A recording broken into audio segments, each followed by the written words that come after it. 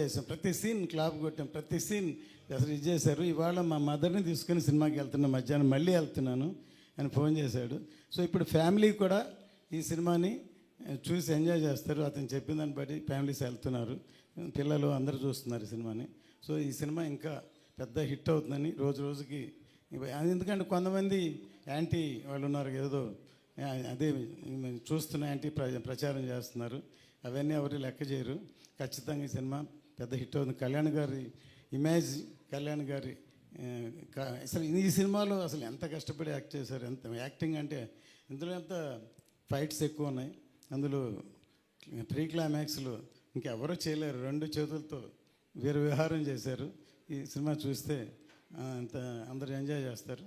So పాత్రికేయులందరికీ మీ అందరూ support కావాలి. ఇంకా దీన్ని బాగున్నదాన్ని ఇంకా ఎక్కడో తీసుకెళ్ళాలి.